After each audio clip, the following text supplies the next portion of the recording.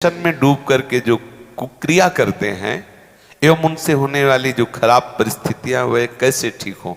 पहली बात, हम जो व्यसन करते हैं उसे हमें छोड़ना चाहिए, क्योंकि जिस आप खुद स्वीकार करते हैं कि व्यसन से प्रेरित होकर ही शास्त्र विरुद्ध आचरण हो रहा है, वो किसी भी तरह का कोई व्यसन हो। बहुत ध्यान से सुनो, इधर उधर नेत्र मत चंचल करो। सबसे पहले हम माने हुए व्यसन का त्याग करें, क्योंकि वो त्याग नहीं करोगे तो व्यसन में एक प्रमाद स्थिति पैदा करने की ताकत होती है। थोड़ी देर में ही वो एक ऐसे प्रमाद पैदा, आप कोई भी व्यसन करो तो वो व्यसन आपको उन्मत्त करेगा अपने प्रभाव से और प्रमाद स्थिति में लाके वो आचरण करवा देगा।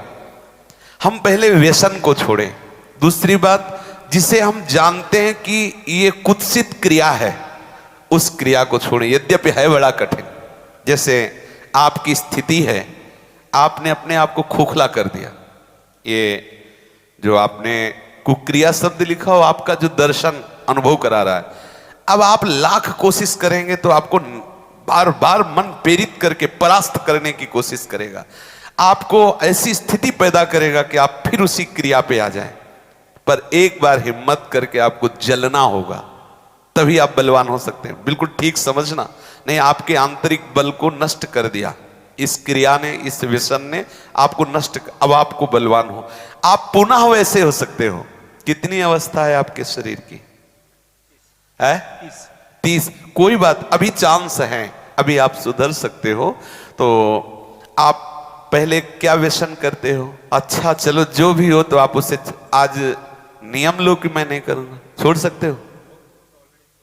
ऑलरेडी छोड़ दिया। ऑलरेडी मतलब बराबर छोड़ दिया।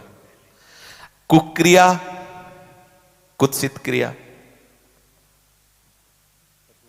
हाँ हम समझ रहे, परसल आप उसे छोड़ रहे हैं आज कसम खा के। नहीं, महीना पूरा होने में जो वो प्रमत्त स्थिति आएगी, वो सारी कसम असम खूंटी में टंगवा देगा, क्योंकि वो एक ऐसी उन्मत्तता होती, प्रमाद स्थिति होती है।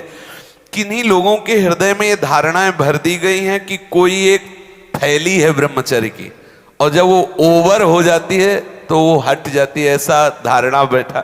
ऐसा नहीं है। जिन लोगों को ऐसा लगता है कि ये ब्रह्मचर्य रहा ही नहीं जा सकता, जिन लोगों को ये भावना है कि ये नष्ट ही हो जाएगा, कह रहे कि जैसे अपने लोग कसम खा ले कि हम ऐसा नहीं करेंगे, तो 2 दिन 4 दिन का जो आपका अभ्यास है वो तो आप रोकेंगे, लेकिन जब वो महीना 15 दिन होगा तो आपके अंदर फिर प्रमाद स्थिति आएगी। अगर उस स्थिति में आप क्रिया ना करें, कुछ दिन सह जाएं, तो उसका कुछ दिन जो आपका अभ्यास रहा है वो आपको भ्रष्ट करता रहेगा स्वाभाविक बिना क्रिया। तो आपको घबराना नहीं है, आप धीरे धीरे क्रमशः ठीक हो जाएंगे। इस विषय पे चर्चा हो चुकी है, पर आप इसमें कुछ प्राणायाम आवश्यक है। किसी योगी जो प्राणायाम के गुरु हैं उनसे आप मिल करके, क्योंकि हम तो वृंदावन के राधा आशिक हैं, हम ये फुस फसत सिखाते नहीं हैं, तो किसी योगी से प्राणायाम कुछ सीख लें। और कुछ व्यायाम, देहाती व्यायाम, जैसे दंड बैठक, दौड़ लगाना आदि को, मतलब हमारी प्राण शक्ति को थोड़ा सा व्यायाम के द्वारा एक बल मिलता है। और कुछ आहार नियंत्रण, कि हम इधर उधर की वस्तुएं ना खाएं, वो उसमें पड़े हुए हैं वीडियो में कि ये चीज ना, जैसे ब्रह्मचर्य में सहायक सावधानियां, ब्रह्मचर्य में सहायक भोजन, वो उसमें उसको विस्तृत रूप से आप सुन लीजिए और उससे धारण।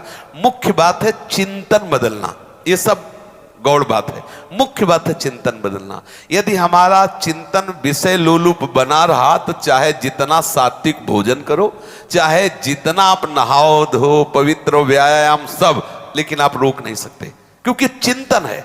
चिंतन बदलना अति आवश्यक है। उसके बदलने के लिए सत्संग, शास्त्र स्वाध्याय, नाम जप तीनों आवश्यक है। सत्संग और शास्त्र स्वाध्याय और नाम जप। भले गृहस्थी में हो, 30 मिनट अगर हम शास्त्र स्वाध्याय कर लें, मानो श्री स्वामी राम सुखदास जी की टीका जो की हुई गीता है, वो अमृत है साधकों के लिए, चाहे गृहस्थ हो चाहे विरक्त हो, जरूर स्वाध्याय करना चाहिए। किसी भी संत महापुरुष पर जिस पर श्रद्धा हो उसके प्रवचन सुने, और जो भी भगवान का नाम प्रिय हो वो नाम सुमिरन करे। इससे आपका चिंतन बदलेगा और व्यायाम प्राणायाम से शरीर की नस नाड़ियां मजबूत होगी। शुद्ध आहार से आपको एक सपोर्ट मिलेगा। तो आप तीनों पर दृष्टि डालें, आहार ठीक हो, भजन साधन से चिंतन आप अपना ठीक कीजिए और संकल्प दृढ़ निश्चय के द्वारा उन अशुभ क्रियाओं को दूर कीजिए। जो अशुभ क्रियाएं आप करते रहें तो आप सुधर जाएंगे। नहीं तो देखो कुछ दिनों बाद ऐसा होने लगेगा, आप देखना आपकी विचार शक्ति लुप्त हो जाएगी। आपके अंदर बिना किसी कारण के शंका बनी रहेगी, भय बना रहेगा, घबराहट बनी रहेगी, हर व्यक्ति से बात करने में चिड़चिड़ापन आए, मतलब कितनी तरह की परेशानियां आ जाएंगी। देखो हमें किसी से लेना देना थोड़ी है, तुम हमारे आत्मा हो तो हम आपको सुख पहुंचाने के लिए कह रहे कि आप पुष्ट बनो, आप बलवान बनो, गृहस्थी भी बनो, तो स्वस्थ और सुखमय जीवन व्यतीत करो। अब देखो अभी आपकी अवस्था क्या, 30 वर्ष की अवस्था का जो मनुष्य शरीर है वो पूर्ण स्वस्थ हष्ट पुष्ट होना। देखो आप ऐसे लग रहे हो जैसे बहुत आप चिंताग्रस्त हो, आप बहुत परेशान हो। इससे हुआ क्या, आपने खिलवाड़ कर लिया तो इसलिए बात है। अब सावधान हो जाइए। बोलिए अब क्या बात, जो आज सुना उससे जीवन में धारण करो। ठीक है, किसी आयुर्वेदिक वैद्य से मिलकर के अगर ज्यादा परिस्थिति खराब हो तो कोई औषधि ले लो। कोई आसपास आयुर्वेदिक वैद्य हो जिनसे आप सलाह करो, वो धातु पुष्टता की आपको औषधि दें। पर आप किसी भी तरह की चेष्टा ना करें कुछ दिन। अगर आप गृहस्थ भी हैं, आपकी पत्नी भी है, तो भी आप कुछ दिन संयम धारण करें जिससे आप परिपक्व हो जाएं, फिर जैसा प्रभु प्रेरणा करें। लेकिन इस समय जैसे हमारे हाथ में चोट लग जाए तो फिर कुछ दिन सेवा निवृत्त हो जाए, उसको पुष्ट कर लें, फिर सेवा। ऐसे ही गृहस्थ धर्म में भी यदि हम बहुत ब्रह्मचर्यहीन हो चुके हैं तो थोड़ा थोड़ा ब्रह्मचर्य का अभ्यास करके हम पुष्ट बने तो फिर हम आगे गृहस्थ धर्म का निर्वाह कर सकते हैं।